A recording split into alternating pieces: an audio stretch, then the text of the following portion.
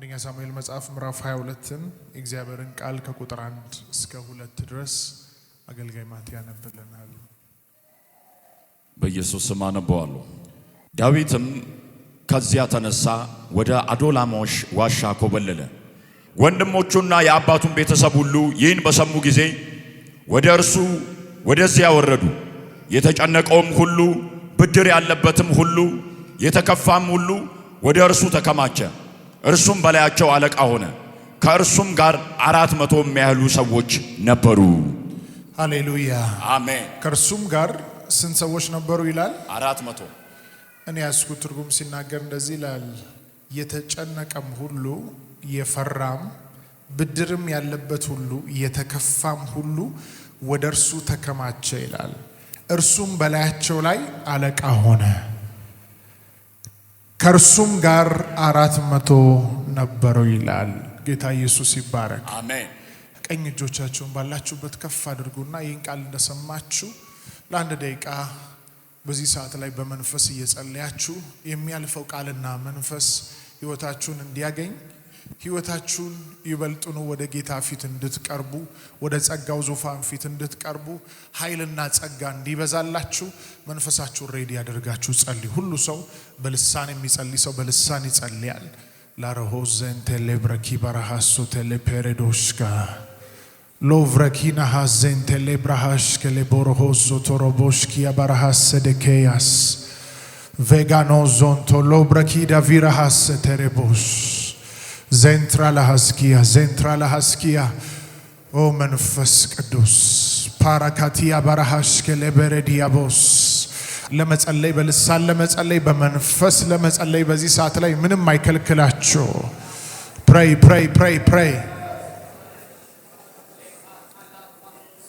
ኦላ ባራካቲያ ማምባራካቶስ ሰለፔሬዶሽካ ሊቭራካቲያ ማምባራካቶስ ሰለብረኪዳ ሊቭራሃሶ ታራባካያስ ፓራሎስ ሴሌብራኪዳ ቪራሃሰን ቴሌብራኪ ባራሃሶታያ ጃላጎቭራሃቲያ ማምባራካሶ ዶሎቦሮስ ከሌብራኪ ቫራሃሰ ቴሌፔሬዶሽካ መንፈሳችሁ አክቲቭ ይሆናል። በልሳን ስትጸልዩ በመንፈስ ስትጸልዩ መቀበል ያለባችሁን መካፈል ያለባችሁን ነገር ሁሉ ትካፈላላችሁ። ራባኪያ ባራሃሰን ቴሌብሮሆቫዳካያ ፓራጋዶሳ ጃንታሌ ከሬሆስ ዛቲያ ባራሃኒያ ቬለሜሶንታያስ መንፈስ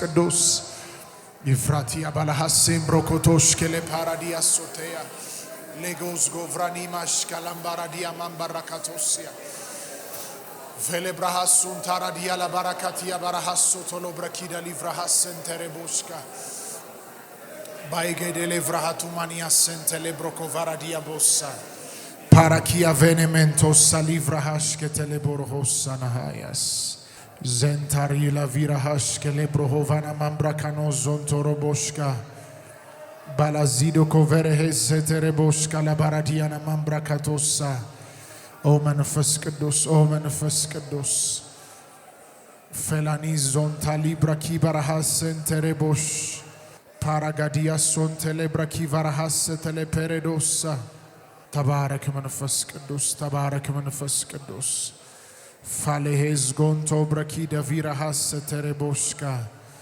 ማሬዴኔ ሄዞን ታላባራዲያ ቦሳ በጌታ በኢየሱስ ስም ብለን ጸልየናል። ለጌታ ክብር አምጥተን እንቀመጣለን።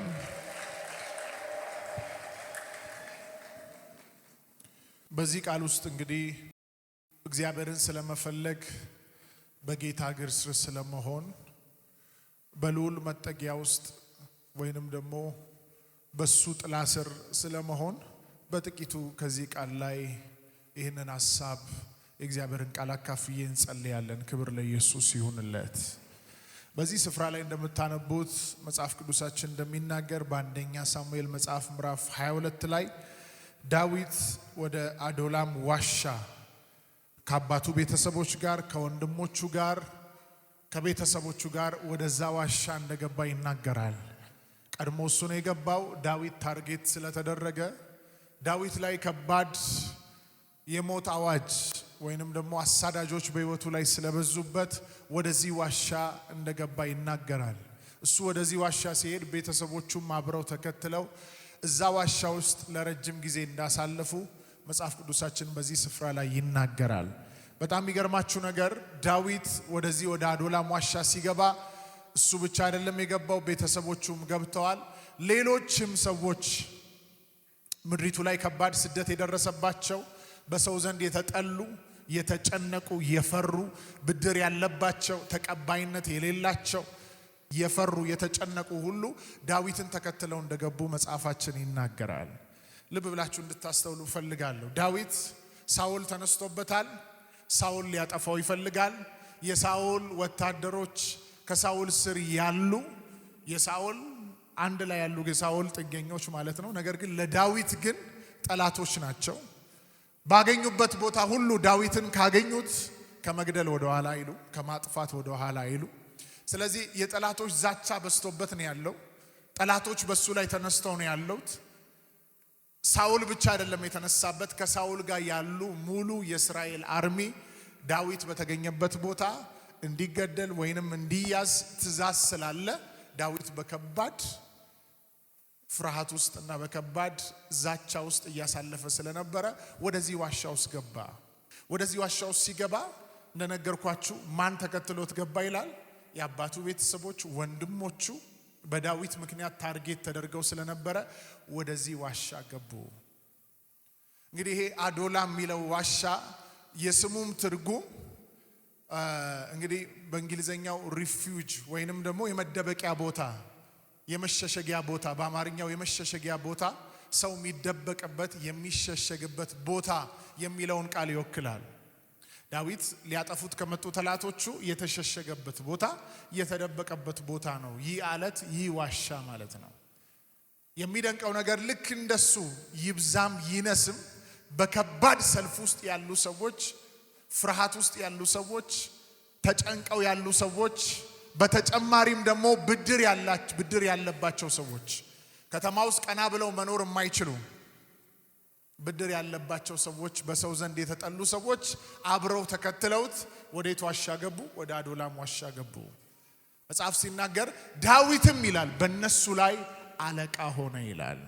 አንድ አማኝ ካለ ጮሆ አሜን ይበል። ዳዊትም በዚህ በደከሙ ሰዎች ላይ፣ ምድር በጠላቻቸው ሰዎች ላይ፣ በዕዳ ውስጥ በብድር ውስጥ ባሉ ሰዎች ላይ፣ በተከፉ ሰዎች ላይ ዳዊት ምን ሆነ? አለቃ ሆነ በእነሱ ላይ። የሚገርማችሁ የዳዊት ኃያላን ከዳዊት ስር ምድሪቱን የወረሱ አብረውት የተዋጉ አብረውት ድል ያደረጉ ዳዊት ገና ካፉ ቃል ሲናገር ያንን ቃል ለማስፈጸም ሲሯሯጡ የነበሩ ኃያላኖች ሁሉ የተወለዱት እዛ ቦታ ነው። ደካማ እዛ ዋሻ ውስጥ ገብቶ ሲወጣ በርትቶ ነው የወጣው። የተጨነቀ የተከፋ ገብቶ ከዛ ዋሻ ውስጥ ሲወጣ ግን እጅግ ታላቅ ብርቱና ጀግና ሆኖ ነው የወጣው። ብድር ያለባቸው በሰው ዘንድ የተጠሉ መጠቋቆሚያ የሆኑ ሰዎች፣ ደካማ የሆኑ ሰዎች ከዛ ዋሻ ውስጥ ሲወጡ ግን ጃይንት ሆኖ ነበር የወጡት። አንድ አማኝ ካለ ጮሆ አሜን ይበል። ለዚህ ይህ ቦታ ምንም እንኳን መደበቂያ መሸሸጊያ ቢሆንም እንኳን ነገር ግን ከዛ መሸሸጊያ ከዛ መደበቂያ ዋሻ ውስጥ እነዚህ 400 ሰዎች ዳዊትንም ጨምሮ ቤተሰቦቹ ከዛ ዋሻ ሲወጡ ምድሪቱን ቀጥታ ነው የወረሱት። ምድሪቱን ቀጥታ ነው የገለባበጡት።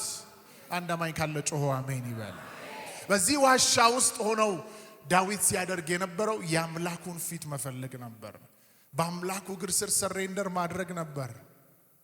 መጽሐፍ መዝሙር 91 ላይ ሲናገር በልዑል መጠጊያ ሚኖር ይላል፣ ሁሉም በሚችል አምላክ ጥላ ውስጥ ያድራል። በዛ ጥላ ውስጥ ያድራል። ስለዚህ ቃሉን ዝቅ ብላችሁ ስትመለከቱ የአማኞች የአሸናፊነት ህይወት በኪዳን ውስጥ እግዚአብሔርን ታምነው እየኖሩ ያሉ ሰዎች በምን አይነት ድል ምድር ላይ እንደሚጓዙ ታነባላችሁ። በጨለማ ከመሄድ ክፉ ነገር፣ ከቀትር ጋኔን፣ ከሌሊት ግርማ ምን አይሉም ይላል? አይፈሩም። ባጠገባቸው 1000 በቀኛቸው 10,000 ምን ይላል? ይወድቃል፣ ወደ እነሱስ አይቀርብም። በእነሱ ላይ የተሰራ መሳሪያ ምን አይልም? አይከናወንም። መቅሰፍት ወደ ቤታቸው አይገባም። ክፉ ነገር ወደ እነሱ በተኩላና በእባብ ላይ ይጫማሉ፣ አንበሳና ዘንዶን ይረግጣሉ ይላል። አንድ አማኝ ካለ ጮሆ አሜን ይበል። ይህ ሁሉ የበረከት ህይወት፣ ይህ ሁሉ የአሸናፊነት ህይወት የሚገለጥባቸው ሰዎች ምን አይነት ሰዎች ናቸው ብላችሁ ቃሉን መዝሙር 91 ቁጥር 1 ላይ ስታነቡ በልዑል መጠጊያ የሚኖሩ ሁሉም በሚችል አምላክ ጥላው ስር የሚያድሩ። ዳዊት በዚህ ዋሻ ውስጥ ደካማ ይዞ ገብቶ የአምላኩን ፊት እየፈለገ ስለነበር በእነሱ ላይ አለቃ ስለነበረ ሲወጡ ብርቱ ነበሩ። ሲወጡ ምድሪቱን የሚወርሱበትን ኃይል ተሸክመው ነው የወጡት። በሰው ዘንድ የተጠሉ ነበር፣ በሰው ዘንድ የተናቁ ነበሩ። ሲወጡ ግን ጀግና ሆነው ምድሪቱን አተረማምሰዋል። አንድ ነገር ልበላችሁ የአባቴ ብሩካን፣ የኛ የመደበቂያ ዋሻ፣ የኛ አለት፣ ተሰውረን ምናመልጥበት፣ ምንሻገርበት፣ ደክመን ገብተን በርትተን ምንወጣበት፣ ዝለን ገብተን ታድሰን እንደሌላ ሰው ተቀይረን ምንወጣበት አለታችን ክርስቶስ ነው። የመደበቂያችን ዋሻ ክርስቶስ ነው። የማምለጫ አለታችን ኢየሱስ ነው። ምሳሌ መጽሐፍ ምዕራፍ 30 ቁጥር 26 ላይ በምድር ላይ በጣም የሚያስገርሙ ትናንሽ ፍጥረታት አለ። ከላይ ከፍ ብለን አንብብልን ከቁጥር 24 ጀምሮ። በምድር ላይ 4 ጥቃቅን ፍጥረቶች አሉ። በምድር ላይ 4 ጥቃቅን ፍጥረቶች አሉ። ትናንሽ ፍጥረቶችም ይላል ሌላ ትርጉሙ። እሺ go ahead። እነርሱ ግን እጅግ ጠቢባን ናቸው። እነርሱ ግን ምንድናቸው? እጅግ ጠቢባን ናቸው። ሰለሞን የጥበብ ሰው ስለሆነ ስለ ጥበብ ሲናገር በምድር ላይ በጣም የሚያስደንቁ ጠቢብ የሆኑ 4 ትናንሽ ፍጥረቶች አሉ አለ። ትናንሽ ፍጥረቶች ወይም ጥቃቅን ገብረ ጉንዳን ኃይል የሌላቸው ህዝቦች ናቸው። ገብረ ጉንዳኖች ኃይል የሌላቸው ህዝቦች ናቸው። ገብረ ጉንዳኖች ማለት ነው። እሺ ነገር ግን በበጋ መኗቸውን ይሰበስባሉ። ነገር ግን በበጋ መኗቸውን ወይንም ደግሞ ሌላኛው መጽሐፍ ሲናገር ምግባቸውን ይሰበስባሉ። ጉንዳን አይታችሁ የምታውቁ ከሆነ በጋ ላይ በደንብ ወጥቶ ምግቡን ሰብስቦ ክረምት ላይ በጣም ፈሳሽ ስለሚኖር ውሃ ስለሚኖር ጠራርጎ ስለሚወስዳቸው ክረምት ላይ አይወጡም። መሰብሰብ ባላቸው ታይም ላይ ዝናብ ሲዝን በሌለበት ታይም ላይ ይሰበስቡና ክረምቱን በጣም ከባድ ዝናብ የሚዘንብበት ሲዝን ላይ ያን የሰበሰቡትን ምግብ እየበሉ ሰርቫይቭ ያደርጋሉ። ከዛ ወደሚቀጥለው ምዕራፍ ይሻገራሉ ማለት ነው። ይሄ ጥበብ ነው በራሱ ይሰው ዊዝደም። ሽኮኮች ያልበረቱ ህዝቦች ናቸው። ሽኮኮች ያልበረቱ ህዝቦች ናቸው።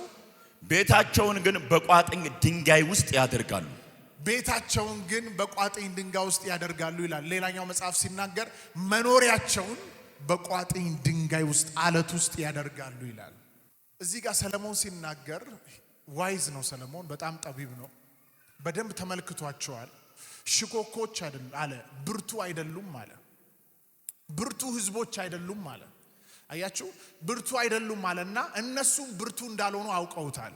ብርቱ እንዳልሆኑ ስለገባቸው፣ ደካማ እንደሆኑ ስለገባቸው ድካማቸው ወደ ብርታት የሚቀየርበትን ወይንም የራሳቸውን ሴፍ ዞን የሚፈጥሩበትን ነገር ኦልሬዲ በህይወታቸው ላይ ፈልገው ስላገኙት ደካማ ስለሆኑ ሁል ጊዜ የሚኖሩት አለት ውስጥ ነው። ሮጠው ብዙ ማምለጥ ስለማይችሉ ጠላቶች ከመጡባቸው ኢሚዲየትሊ ሊያጠፏቸው ስለሚችል ሁል ጊዜ ከአለት ውስጥ አይለዩም። አለት ውስጥ ይኖራሉ፣ ቋጥኝ ውስጥ ይኖራሉ። ጠቢብ ናቸው ወይም ደግሞ ማስተዋል አላቸው ሊባል የሚችለው ድካማቸውን በማወቃቸው ብቻ አይደለም። ድካማቸውን አውቀውም ደግሞ እንዴት አድርገው መበርታት እንዳለባቸው፣ እንዴት አድርገው ምድር ላይ ሰርቫይቭ ማድረግ እንዳለባቸው የተረዱ ስለሆኑ ሁል ጊዜ በራሳቸው ደካማ እንደሆኑ ስለገባቸው ቋጥኝ ውስጥ ይኖራሉ። ሁል ጊዜ ደካማ እንደሆኑ ስለገባቸው ምን ውስጥ ይኖራሉ? ቋጥኝ ውስጥ ይኖራሉ፣ አለት ውስጥ ይኖራሉ። የሚጸልይ ሰው፣ ጌታን የሚፈልግ ሰው፣ ሁል ጊዜ በእግዚአብሔር ጸጋ ዙፋን ስር የሚቀርብ ሰው፣ በማለዳ ተነስቶ በጸሎት በጌታ ፊት የሚተጋ ፌሎሺፕ የሚያደርግ ሰው ምን አይነት ሰው እንደሆነ ታውቃላችሁ? ያለ ጌታ ፍሬ ማፍራት እንደማይችል የገባው ሰው ነው። ያለሱ ደካማ እንደሆነ የገባው ሰው ነው። ስለዚህ ሁል ጊዜ ራሱን የት ስር ያደርጋል? ጸጋው ዙፋን ስር ያደርጋል። ሁል ጊዜ ራሱን የጌታ እግር ስር ያደርጋል። ሁል ጊዜ ራሱን መንፈሳዊ ዓለም ላይ በክርስቶስ በተሰራለት ስራ ውስጥ እያሰበ እዛ ውስጥ ራሱን እንዲኖር እንዲቆይ ያደርጋል። ስለዚህ እነዚህ ሽኮኮች ማለት ነው አለት ውስጥ ይገባሉ፣ ይደበቃሉ፣ አለት ውስጥ ይኖራሉ። ብዙ ሰዓታቸውን ብዙ ጊዜያታቸውን የሚያሳልፉት አለት ውስጥ ነው። ለምን መሰላችሁ? መጥቶ አለቱን ሰብሮ የሚያወጣ ጠላት የላቸው። መጽሐፍ እንደዚህ ይላል፣ ሞታችኋል ይልና ሕይወታችሁ በእግዚአብሔር ዘንድ በክርስቶስ ተሰውሯል ይላል። ይሄ በጣም ፓወርፉል ቃል ነው። ሞታችኋል ይልና ሕይወታችሁ በእግዚአብሔር ዘንድ በክርስቶስ ምን ብሏል? ተሰውሯል። ክርስቶስን አልፎ ክርስቶስን ሰብሮ ክርስቶስን አልፎ የሚመጣ ችግር እናንተ ሕይወት ላይ አይኖርም። ክርስቶስን አጥፍቶ እናንተን ሊያጠፋ የሚችል ኃይል ምድር ላይ አይኖርም። ሁሌ በክርስቶስ የምትኖሩ ከሆነ ማለት ነው። መጽሐፍ እንደዚህ ሞታችኋል ሲልና በክርስቶስ ይላል። በክርስቶስ በእግዚአብሔር ዘንድ ምን ብላችኋል? ተሰውራችኋል ይላል። አለቱ ደግሞ ክርስቶስ ነው። እነዚህ ሽኮኮ የሚባሉ እንስሳት ሁሌ አለት ውስጥ ገብተው ምን ይላሉ? ይኖራሉ። አለት ውስጥ ገብተው ሲኖሩ አለቱን ሰብሮ የሚያወጣቸው አንድም እንኳን አይኖርም። እስቲ አጠገባችሁ ያለውን ሰው አለቱን የሚሰብር የሚያሸንፍ የለም በሉት። ተባባሉ። አጠገባችሁ ካለ ሰው ጋር አለቱን የሚሰብር የሚያሸንፍ የለም ተባባሉ። መኖሪያ አለት ውስጥ ነው የሚል ሰው እስቲ ጮሆ አሜን ይበል። መኖሪያ ክርስቶስ ውስጥ ነው የሚል ሰው ጮሆ አሜን ይበል። ሞታችኋል ሕይወታችሁ ይላል በእግዚአብሔር ዘንድ በክርስቶስ ተሰውሯል ይላል። ያነበብኩላችሁም ቃል ይህ አዶላም የሚባለው ዋሻ ብዙ ሰው ታውቃላችሁ የሆነ ሲቹዌሽን ውስጥ ሲገባ ጊዜውን የሚያጠፋው ከሰው ጋር ነው። ጊዜውን የሚያጠፋው ከዛ ችግር የሚወጣበት ሲስተም ላይ ነው። ነገር ግን አባቶቻችን ስታዩ ብዙ የሚያስጨንቅ ነገር በደረሰባቸው ሰዓት ላይ ብዙ በፈሩ በተጨነቁ መጠን እንደገናም ደግሞ ብድር በስቶባቸው ዕዳ በስቶባቸው በተለያየ አይነት አቅጣጫ ሰፈር እያደረጉ በነበረበት ሞመንት ላይ ራሳቸውን ምን አደረጉ? ወደ ዋሻ ውስጥ ከተቱ። እዛ ዋሻ ውስጥ ሲፈልጉ የነበሩት የአብርሃምን የይስሐቅን የያዕቆብን አምላክ ነው። እነሱም ሰማቸው። ደክመው ገብተው ነበር፣ ሲወጡ ግን በረቱ። ተጨንቀው ገብተው ነበር፣ ሲወጡ ግን ለብዙ ተረፉ። በብድር ሆነው በዕዳ ሆነው ገብተው ነበር፣ ሲወጡ ግን በዙሪያቸው ያለ ዕዳ ሁሉ ተንከባሎ ለብዙዎች የሚተርፉበትን ኃይል ይዘው ወጡ። ዛሬም በአንድ ሰው ሕይወት ላይ በኢየሱስ ስም አውጃለሁ። በጌታ በኢየሱስ ስም አውጃለሁ። በልዑል መጠጊያ የሚኖር ሁሉም በሚችል አምላክ ጥላ ውስጥ ያድራል እንደሚል በክርስቶስ ኢየሱስ ስም ከዚህ በምትወጡበት ሰዓት ላይ ከትላንትና በላይ ከጌታ ጋር ያላችሁ ኅብረት በእግሩ ስር የምትቀርቡበት ሕይወት ታደሰ በኢየሱስ ስም። ታደሰ በኢየሱስ ስም። አጠገባችሁ በቀኝም በግራም ያለ ሰው ሁሌ መኖሪያን አለት ውስጥ አድርግ በሉት። ጳውሎስ ሲናገር ባጭሩ ተናግሯል። በመንፈስ ኑሩ አለ። በመንፈስ ምን በሉ አለ? ኑሩ አለ። አያችሁ አሁን ብዙ ሰው አሁን ዛሬ ሲመጣ እዚህ ወይ ደግሞ ወደ ስራ ቦታ ሲሄድ አንዳንድ ሰው ኖርማሊዝም ብሎ ተነስቶ እንደተነሳ ፊቱን ታጥቦ ምግቡን በልቶ ለስጋው እንዳይደክም ምግቡን በልቶ ተነስቶም ይወጣል። ጌታ ሆይ አመሰግንሃለሁ ብቻ ብሎ በቃ በእግዚአብሔር ፊት የጸሎት ታይም ዲሲፕሊን ኖሮት በጌታ ፊት በጸሎት ሳይተጋ ዝም ብሎ የሚወጣና ምድር ላይ የሚዞር አለ፣ የሚንቀሳቀስ ሰው አለ። ይሄን ስላችሁ ጸሎታችሁ ላይ ነው ዲፔንድ ማድረግ ያለባችሁ እያልኳችሁ አይደለም። በክርስቶስ የተሰራልን ስራ እጅግ ታላቅ ነው። በህይወታችን ላይ የተሰራው ስራ እጅግ ገናና ነው። ነገር ግን ሰው በየትኛውም አቅጣጫ ላይ ያለ ጌታ ደካማ እንደሆነ ሲገባው ሁል ጊዜ በጌታ እግር ስር ሁሌ እየቀረበ እግዚአብሔር ያየለትን ህይወት ለመኖር ከፊት ባለው መንገድ ሁሉ ላይ የሚያሸንፍበትን ኃይልና ጸጋ እየተቀበለ ይወጣል። ቢደክም እንኳን በደከመበት ምዕራፍ ላይ በእግዚአብሔር ጸጋ ዙፋን ስር ቀርቦ ብርታትን ተቀብሎ ይወጣል። መጽሐፉ ለዚህ ኮኖ ዕብራውያን መጽሐፍ ምዕራፍ 4 ቁጥር 16 ላይ ሲናገር እንግዲህ ምሕረትን እንድንቀበል አለ በሚያስፈልገንም ጊዜ የሚረዳንን ጸጋ እንድናገኝ ራሳችንን በእምነት ወደ ጸጋው ዙፋን ፊት እናቅርብ ይላል። በሚያስፈልገን ጊዜ ይላል። እስቲ ጸጋ የሚያስፈልገው ሰው እጁን ያሳየ። አውርዱ እስቲ። ጸጋ የሚያስፈልጋችሁ ሁላችሁም ነው። ዛሬም ጸጋ ስለበዛልን ነው እዚህ የቆም ነው። ሁሌ ደግሞ በህይወታችሁ ላይ አዲስ ጸጋ፣ አዲስ ኃይል፣ አዲስ ጉልበት፣ አዲስ አቅም እንዲለቀቅ ከፈለጋችሁ በእግሩ ስር መሆን አለባችሁ።